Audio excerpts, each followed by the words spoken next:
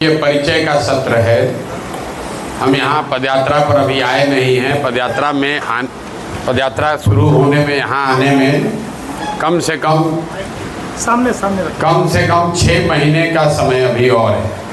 अभी मैं मधेपुरा सुपौल में हूँ, उसके बाद वहाँ से अररिया जाऊँगा, फिर किशनगंज जाएंगे, किशनगंज के बाद कटिहार, पूर्णिया, फिर दक्षिण बिहार में आएंगे और वहाँ बांका, भागलपुर, जमुई होते हुए मुंगेर, होते हुए लखीसराय, शेखपुरा, नवादा, उसके बाद गया का नंबर अभी आना है। तो यहाँ पहुँचने में हमको अभी 7-8 महीना लगेगा। लेकिन चूँकि हाँ समय तो है भैया, लगेगा। 2 वर्ष लग गया, 1 वर्ष और लगना है। घबराने से तो होगा नहीं। बिगाड़े हैं बिहार को 50 वर्ष में, तो 50 दिन में तो सुधरेगा नहीं।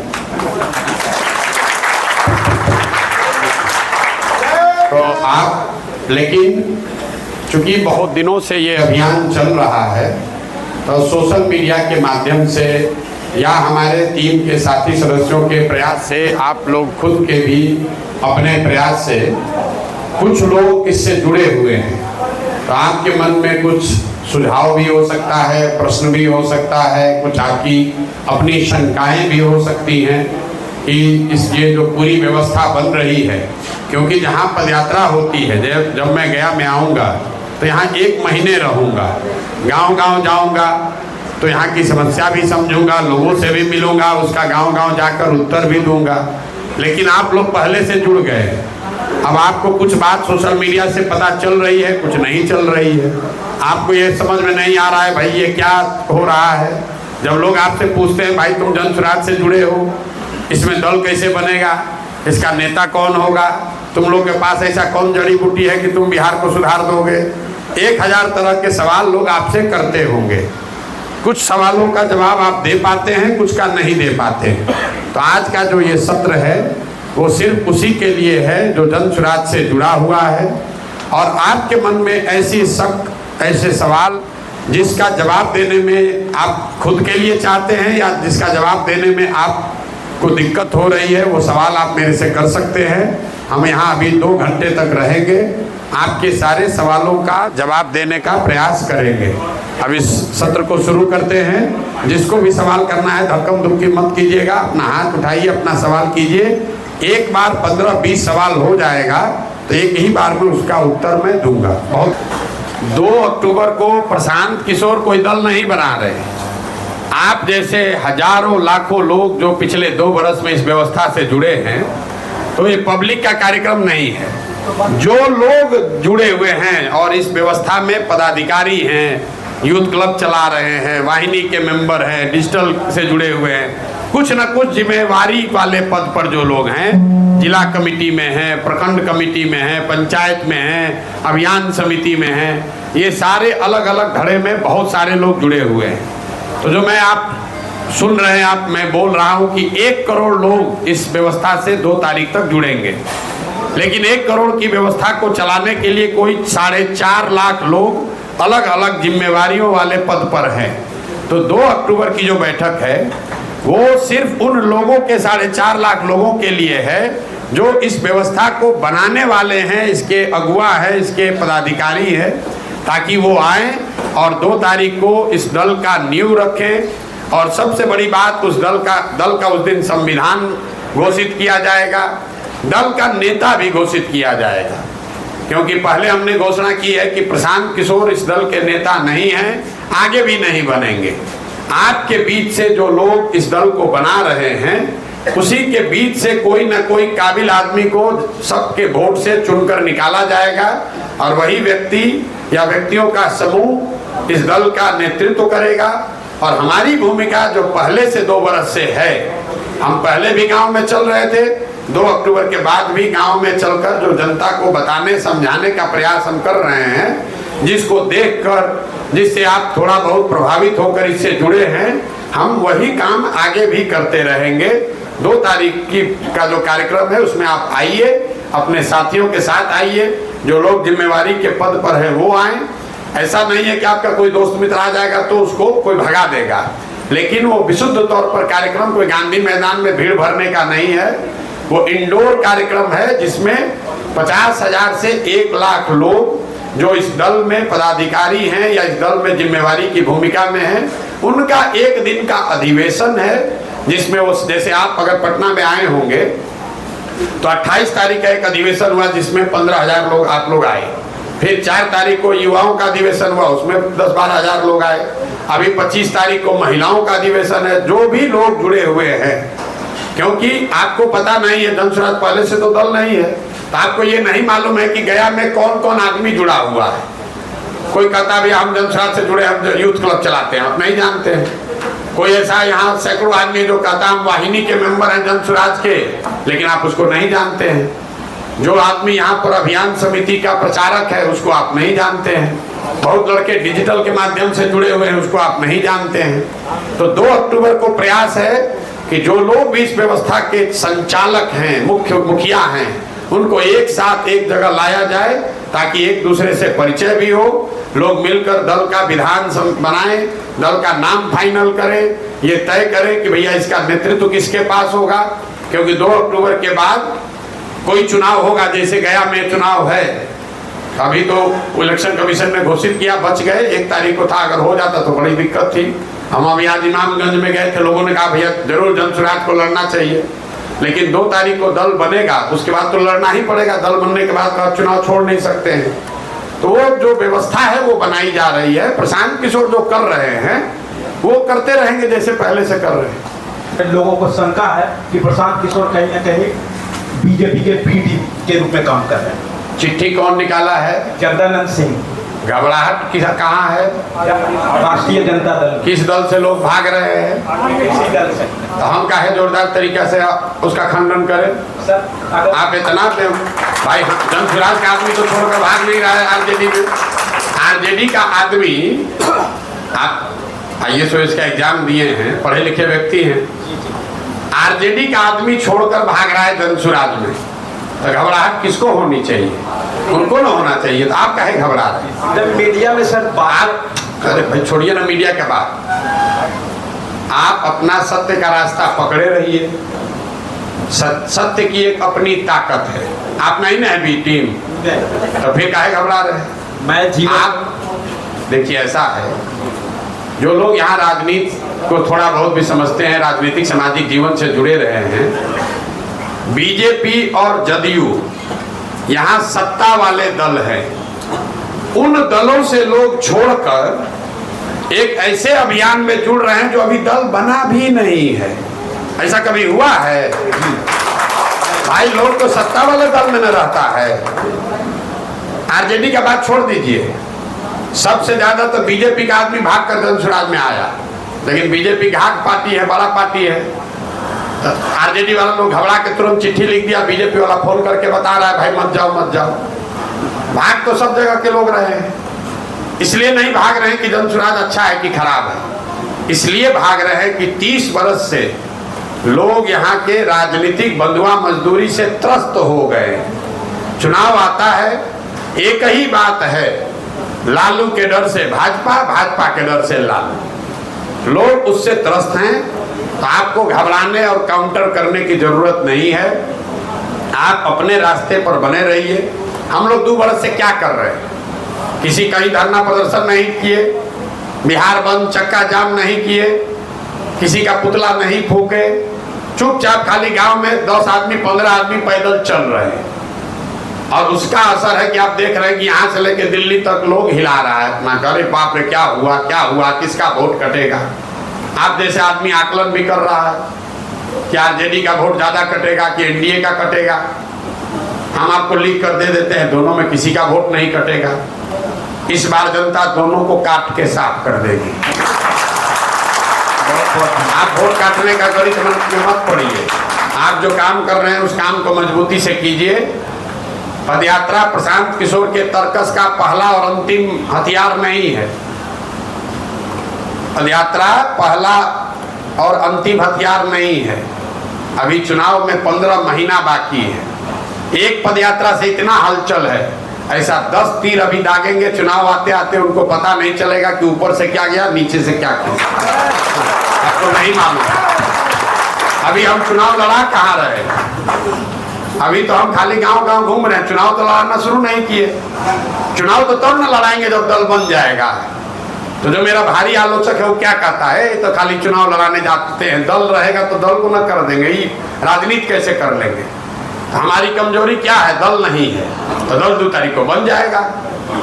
तो जब भैया नीतीश कुमार के मरे हुए दल को सलाह दे के जिता सकते हैं, ममता बनर्जी के दल को जिता सकते हैं, तो बिहार का सब आदमी मिलकर दल बना रहा है, तो उसको काहे नहीं जिता लेंगे। आप अपना दिमाग लगा लीजिए। तो ज्यादा घबराइए नहीं और समय से पहले आतुर मत होइए।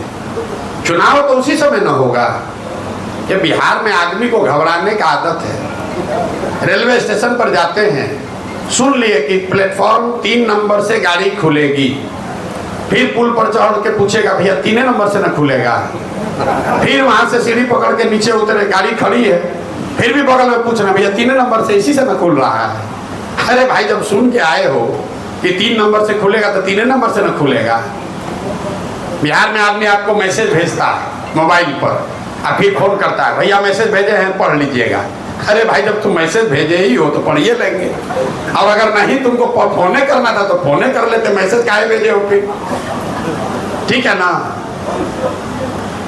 आप मतलब ऊपर बढ़िए, कहाँ फंसे हुए हैं काउंटर करने के चक्कर में। बी टीम है कि सी टीम है।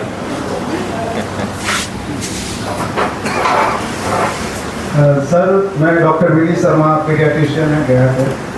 सर मैं एक सवाल पूछना चाहता हूँ। बहुत सारे लोग आते हैं, आपके भी जनस्वराज से बहुत सारे हमसे मिलते हैं। मेरा एक सवाल है, बहुत सारे लोग पूछते हैं कि जब हम आ रहे थे तो सर पूछिएगा कि आखिर जनस्वराज से हम क्यों जुड़े, और जनस्वराज ऐसा क्या करने वाला है जो और पार्टियों का ने नहीं किया, और जनस्वराज ऐसा क्या छवि छोड़ेगा ये 2 अक्टूबर के बाद जो लोगों के दिलों में बस जाएगा। जनसुराज से क्यों जुड़े?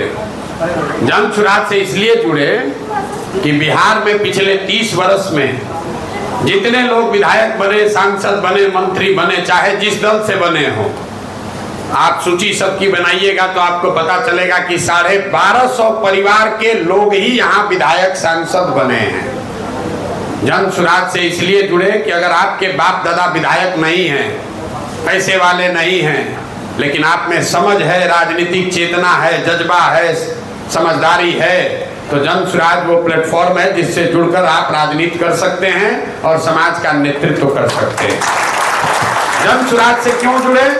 इसलिए जुड़े कि 30-35 बरस से यहाँ जो राजनीतिक बंधुआ मजदूरी चल रही है विकल्प के अभाव में, सब लोग कहता है भैया हमको पता है ये आदमी खराब है, लेकिन क्या करें, विकल्पे नहीं है। विकल्प क्यों नहीं है? क्योंकि अकेले अकेले किसी व्यक्ति की हिम्मत नहीं होगी कि आप विकल्प बना लीजिए। कोई एक आदमी कभी हिम्मत करके खड़ा भी होता है तो समाज में आदमी हंसता है, कहता है ये प्रोफेसर साहब न चलने वाले हैं, बिहार में चली, हाँ न चलेंगे। यहाँ कोई अच्छा आदमी हिम्मत करके खड़ा होता है तो कहता ना इनका जात का तो संख्या नहीं है, कैसे जीतेंगे, ना जीत पाएंगे। कोई अगर भला आदमी खड़ा हो जाए, कहेगा इनके पास तो पैसे नहीं है, यहाँ बालू माफिया वाला इतना है, इनको हरा देगा ऐसे। लेकिन अगर सब लोग एक साथ आकर खड़ा हो रहा है तो लोगों को विश्वास हो रहा है कि नहीं भैया ये विकल्प बन सकता है, विकल्प बन सकता है। जनसुराज वो व्यवस्था है। यहाँ आप डॉक्टर हैं, आप डॉक्टर हैं ना? जी सर। अगर आप खूब बढ़िया सर्जन हैं, लोग कहता भैया हम खड़ा हुए थे हमको वोट नहीं मिला, हम आपको बता रहे हैं क्यों नहीं मिला। बहुत अच्छा आदमी लोग बताता है वो खड़ा हुए उनको 2000 वोट मिला। आप बहुत बढ़िया सर्जन हैं और कोई आपको ऑपरेशन करना है, ऑपरेशन थिएटर नहीं रहेगा तो रोड पर सर्जरी कर दीजिएगा। तो जनसुराज वही ऑपरेशन थिएटर है। अगर आप सर्जन बढ़िया है आइएगा तो सर्जरी कर पाइएगा।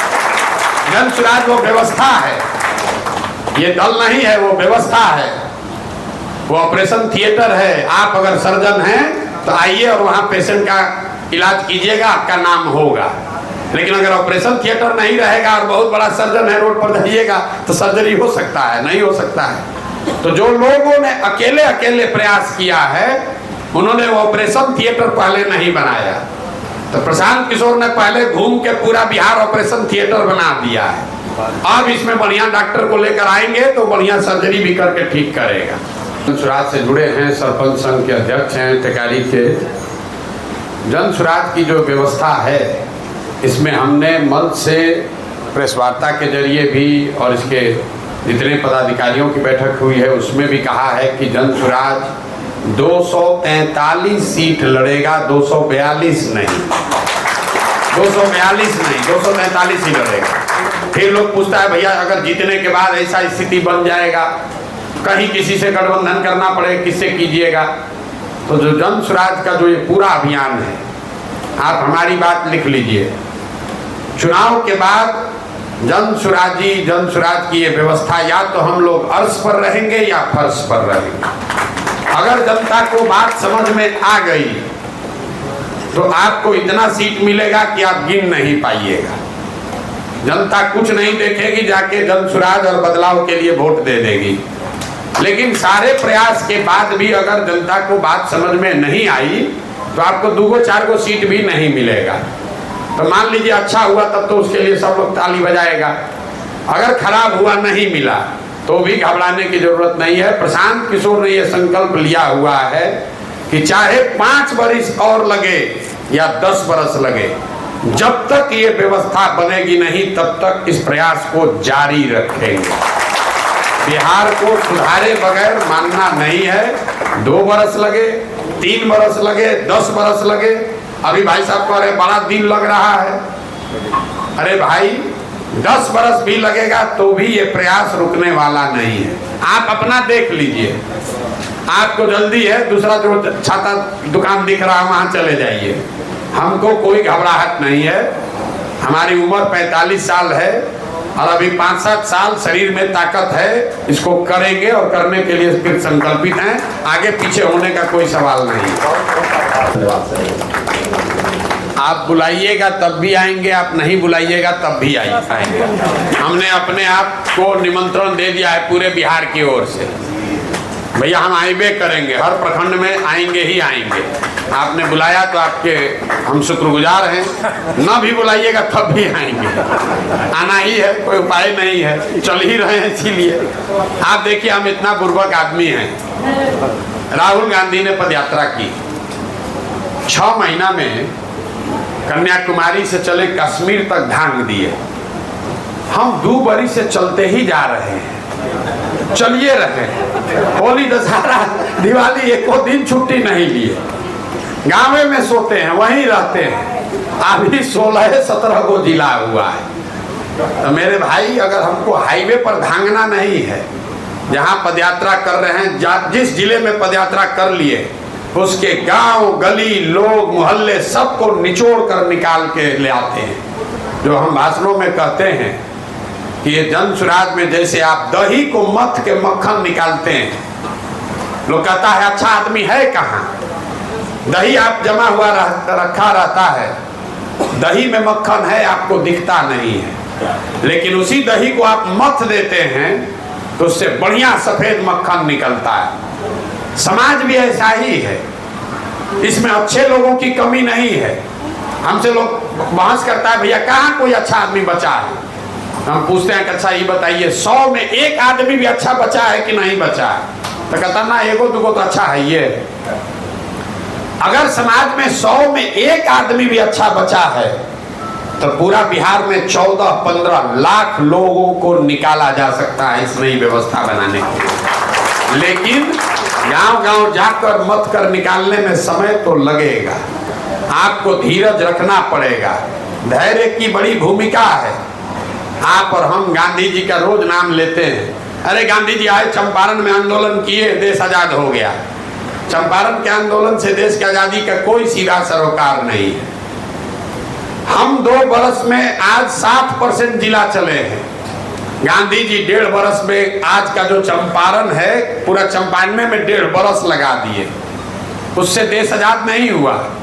लेकिन 1.5 बरस में चंपारण में गांधी जी ने जो किया उससे पूरे देश को ये हथियार मिला, विश्वास बना कि सत्याग्रह भी एक हथियार है जिससे कि अंग्रेजों को हराया जा सकता है। तो जो हम लोग अभी कर रहे हैं, एक बार जनता को समझ में आ गया, आप गया औरंगाबाद छोड़िए, जिस दिन बिहार में ये चीज हो गया तो पूरा देश नतमस्तक होकर मानेगा कि अरे भाई, जिस बिहारी को अनपढ़ बेवकूफ जाति वाला राज्य कह रहे थे, यहाँ पर तो लोगों ने कमाल कर दिया। अपने से दल बनाकर बड़े बड़े ABCD सबको धराशायी कर दिया। वो तरीका है अपने पूरे देश में बिहारी विद्वता की समझ का लोहा मनवाने का भी। बिहार का विकास होगा वो तो होगा ही होगा, लेकिन पूरा देश भी नतमस्तक होकर मानेगा कि अरे भाई, ये बिहार के लड़कों ने वो किया जो किसी देश के किसी हिस्से में नहीं हुआ है। लेकिन समय लगेगा, 2-3-4 बरस लग सकता है, घबराइए नहीं। कैसा मौका मिलेगा? धन्यवाद। 2-3 लोगों ने ये सवाल पूछ लिया कि बाहर से लोग, देखिए ऐसा है, बस में आप बैठते हैं, गांव देहात में अगर कभी रहे हो, बस स्टैंड पर बस पे जाते हैं, बस पकड़ने, धक्का है, किसी तरह बस में घुस गए, तो जब तक बस में घुसे नहीं हैं तब तक तो आप चाह रहे हैं कि बस रुका रहे कि आप घुस के उसमें बैठ जाइए। जैसे ही आपको सीट मिला और आप बैठे, तो अब आप कंडक्टर को, अरे भाई कितना भरोगे, जल्दी चलो कि कोई दूसरा ना आने पाए, ठीक है ना। तो जो अंदर आ गया है वो ये चाहता है कि और कोई दूसरा आए नहीं। तो भाई दूसरा आएगा नहीं तो फिर अंदर जो बैठा है वो कहेगा कि भैया दूसरा तो कोई आइए नहीं रहा था, वो भी उतर जाएगा इस पर से, है ना। तो अब ये है कि बात तो ये ठीक है कि बाहर अंतिम में आदमी आएगा वही बैठ जाएगा, और जो पहले मेहनत करके बस को भरा उसका क्या होगा। तो इसीलिए जन सुराज की जो व्यवस्था है, आपने कहा कि जो पैसा वाला होगा उसी को होगा। आप तो यहाँ गया में बैठे हैं, कितने लोग बैठे हैं, पूरे बिहार में किसी ने अगर 1 रुपया चंदा दिया हो जन सुराज को, तो हमको उसका माइक लाल का नाम बताइए। हम लोग ना किसी से 1 रुपया लेते हैं। हम जब जन सुराज से हम पैसा देकर लड़ा रहे हैं, तो बिहार में दम किसको है कि हमारा ईमान खरीद लेगा। इतना चक्कर में मत रहिए। बिहार में पैसा है किसके पास? आप देश के सबसे गरीब और पिछड़े राज्य हैं।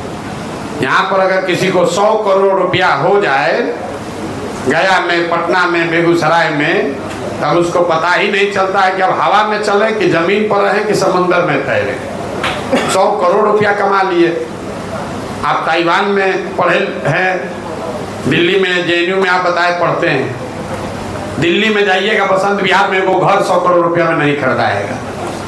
बॉम्बे कहीं गलती से चले गए तो नॉरिमन पॉइंट पे वो फ्लैटों का दाम 200 करोड़ रुपया है। यहाँ किसके पास पैसा है कि हमारा ईमान खरीद लेगा? किसी को दम नहीं है। तो वो चिंता मत कीजिए। अब हुआ कि चुनाव होगा कैसे, तो जन सुराज में ये व्यवस्था बनाई गई है कि चुनाव लड़ने वाले संभावित प्रत्याशियों का चुनाव का नाम चुनाव से 6 महीना 9 महीना पहले आपके क्षेत्र में घोषित कर दिया जाएगा। एक का नहीं, 4, 5, 7 जितने लोग चुनकर आएंगे, जिन्होंने भी दावा किया, आपको दावा करना है आप भी कर लीजिए। प्रक्रिया है, उस प्रक्रिया के तहत वहां पहुंचिए। अगर टॉप 7 में पहुंचे तो आपका नाम आधिकारिक तौर पर जारी होगा कि भाई ये 7 लोग संभावित उम्मीदवार हैं बेलागंज में, ये 7 संभावित उम्मीदवार हैं इमामगंज में। अब इमामगंज की जनता बताइए कि 7 में कौन सबसे बढ़िया है, और एक दिन में मत बताइए, साल भर में सोच के देख कर परख कर बताइए। अमेरिका में राष्ट्रपति का चुनाव आपने देखा होगा, राष्ट्रपति का टिकट उम्मीदवार का कौन देता है? कौन देता है? ना सुने कोई? अमेरिका में डोनाल्ड ट्रंप को तो कोई टिकट नहीं ना दे रहा है। कैसे टिकट मिलता है? जिसको भी उस दल से राष्ट्रपति का उम्मीदवार बनना है वो अपना नामांकन भरता है। मान लीजिए 10 आदमी भरा, और 6 महीना तक वो पूरा अमेरिका में घूम घूम कर बताएगा कि हम रिपब्लिकन पार्टी के उम्मीदवार क्यों हो सकते हैं, क्यों हम सबसे बेहतर हैं। फिर रिपब्लिकन पार्टी के जितने लोग हैं वो आकलन करने के बाद, सुनने के बाद तय करता है कि ना भाई डोनाल्ड ट्रंप हमारे उम्मीदवार होंगे। यही काम डेमोक्रेटिक पार्टी करती है। और दोनों का जब उम्मीदवार हो गया तब जनता चुनती है कि दोनों में बढ़िया कौन है। तो कोई कमिटी नहीं है, कोई प्रशांत किशोर नहीं है, कोई लालू यादव, नीतीश कुमार, मोदी, राहुल गांधी नहीं है जो टिकट देता है। तो ये व्यवस्था वहाँ है तो यहाँ भी लागू हो जाएगा। हर विधानसभा क्षेत्र में 5 से 6 अच्छे लोगों का नाम जारी किया जाएगा। आप बस में पहले बैठे कि पीछे बैठे, उसके बाद साल भर फरिया लीजिए आपस में। जिसको जनता ने चुन दिया वही जनता का उम्मीदवार, जनसुराज का उम्मीदवार बन गया। अब उसके पास पैसा कहाँ से आएगा? जनसुराज के पास पैसा कहाँ से आ रहा है? बिहार में 13 करोड़ लोग रहते हैं। अगर 2 करोड़ लोग अपने जेब से 100 रुपया दे, ज्यादा नहीं 100 रुपया, तो कितना रुपया जमा हुआ? 200 करोड़। तो 200 करोड़ रुपया काफी है चुनाव लड़ने के लिए। जरूरत इस बात का है कि व्यवस्था बनाया जाए कि लोग घरे घरे बैठ के वहां से अपने मोबाइल से 100 रुपया भेज सके। 2 करोड़ आदमी तो 100 रुपया दे सकता है ना, ज्यादा रुपया नहीं है। तो अगर आपको इंदिरा आवास में 20,000 घूस नहीं देना है, पासपोर्ट के वेरिफिकेशन में 3,000 रुपया नहीं देना है, तो 100 रुपया जनसुराज में दीजिए, सही आदमी चुन कर आएगा, भ्रष्टाचार इसी से रुकेगा। व्यवस्था तो बनी हुई है, वही बनाने का प्रयास किया जा रहा है। सवाल आपका ठीक है। आपने ये कहा कि दूसरे दल में है, इसकी खूब चर्चा हुई है कि क्या जनसुराज के संविधान में लिख दिया जाए। हमने अभी आंकड़ा बताया कि 1250 परिवार का लोग ही सांसद विधायक बना है, तो इस पर चर्चा हुई कि ये लिख दिया जाए कि भाई इस 1250 परिवार के आदमी ने ही तो बिहार बर्बाद किया है, इसको अब मौका नहीं दिया जाएगा। लेकिन सारे चर्चा के बाद ये निकला कि नहीं, ये ठीक बात नहीं है। उसमें कोई काबिल आदमी भी हो सकता है, और अगर उस 1250 में कोई उम्मीदवारी पेश करना चाहता है तो उम्मीदवारी पेश करने दीजिए। इमामगंज, बेलागंज, गया के जनता के पास तो अवसर रहेगा ना कि भाई तो यही हैं जो पहले से इनके बाबूजी थे, इनको हटा के हम दूसरे को देंगे। तो आप अपना उम्मीदवार वैसे को चुनिए जो पहले से इन पारिवारिक राजनीतिक पृष्ठभूमि से नहीं आता है। लेकिन अगर आप उसी को चुन लीजिएगा तो फिर वही उम्मीदवार होगा। गलती आप कीजिएगा तो देश में सुधार कैसे होगा? बिहार में हर आदमी सोच रहा है कि हम जैसे हैं वैसे ही रहें, बिहार सुधर जाए। हम जनसुराज में जाकर घर घर ये बता रहे हैं कि भाई नेता तुमको नहीं ठग रहा है, नेता आपको नहीं बर्बाद किया है। आपने जिस काम के लिए वोट दिया है वो आपको मिल रहा है। आपने मोदी जी को वोट दिया 5 किलो अनाज के लिए, तो बिहार में कितना भी भ्रष्टाचार है, 4 किलो अनाज मिल रहा है कि नहीं मिल रहा है?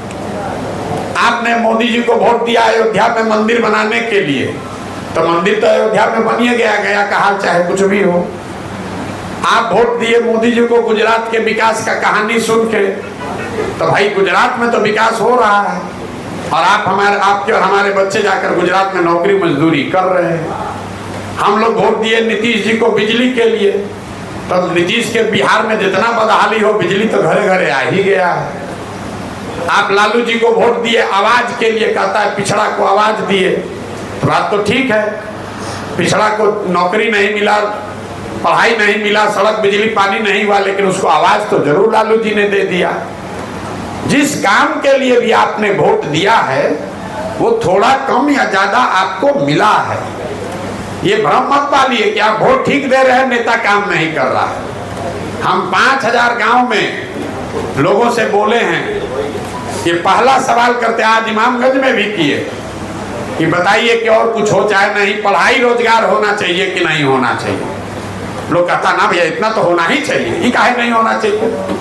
अब फिर हमने दूसरा सवाल पूछते हैं कि अपने बच्चे के हाथ सर पर हाथ रखकर बोलो कि आप में से किसने पढ़ाई और रोजगार के लिए वोट दिया।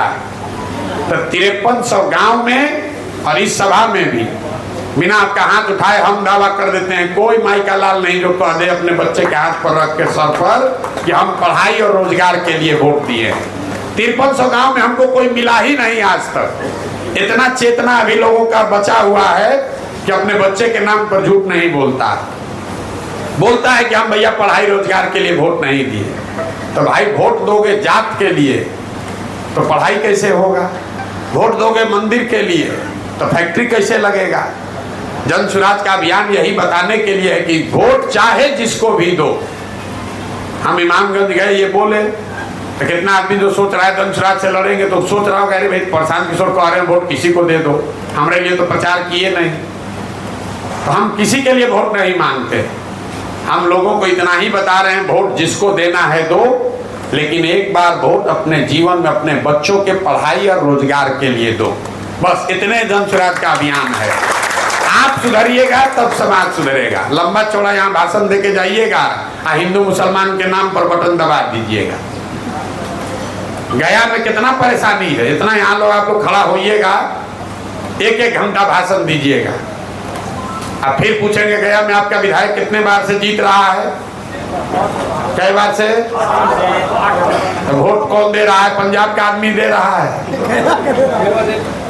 अरे आदमी कहता है बाप रे बाप भैया लूट गए, बर्बाद हो गए, विधायक नहीं दिखा, सांसद नहीं दिखा, दिमाग खराब होता है। कुछ अच्छा बताओ सांसद कितना बार से है? मैं कहता है भैया 2 बार से तो ई हैं या 3 बार, इसके पहले इनके बाबूजी थे, 5 बार हो गया। विधायक कितना बार से है? तो 6 बार से है। अरे भाई तुम गरियाइयो रहे हो और 6 बार से जिताइयो रहे हो, दोनों बात कैसे हो रहा है? तो जब थक हार जाइए कहेगा विकल्प नहीं है, तो विकल्प नहीं है तो बना रहे हैं, विकल्प बनाओ, इसमें जुड़ो। अब काहे बहाना बना रहे हो? और इसके बाद भी बहाना बनाओगे तो इसी नरक में जिंदा रहिए, फिर काहे के लिए दूसरे को गाली दे रहे हैं? डॉक्टर कैसे बनते हैं, शिक्षक कैसे बनते हैं, तो नेता भी कैसे बन जाइएगा एक के दिन में। डॉक्टर बनना होता है तो 8वें क्लास से बायोलॉजी पढ़ना शुरू करते हैं, 4 बरस बायोलॉजी पढ़िएगा, 12वीं क्लास में जाकर मेडिकल का टेस्ट दीजिएगा तो MBBS में नाम लिखाएगा, 5 बरस फिर MBBS में पढ़िएगा तो डॉक्टर होइएगा, फिर हाउसमैनशिप कीजिएगा, फिर MD कीजिएगा। कितना बरस लगा? कम से कम 10 बरस। तो अगर डॉक्टर बनने के लिए कम से कम 10 बरस चाहिए तो नेता और प्रमुख विधायक बनने के लिए एक के दिन में कैसे बन जाइएगा? तो इसमें भी 10 बरस लगना पड़ेगा, प्रयास करना पड़ेगा, समाज में चल के सीखना पड़ेगा। आप सोच रहे हैं कि आज आए धनसुराज से जुड़े, परसों विधायक बने, आप चौथा दिन मंत्री बनकर अब सरकार चलाने लगे, तो होगा नहीं। 10 बरस से कम में कुछ भी काम बड़ा हो नहीं सकता। उतना समय दीजिएगा तो आपको बोलने भी आ जाएगा, उस विषय की समझ भी हो जाएगी। ईमानदारी से 10 बरस मेहनत कीजिएगा तो जैसे हम सीखे वैसे आप भी सीख लीजिएगा।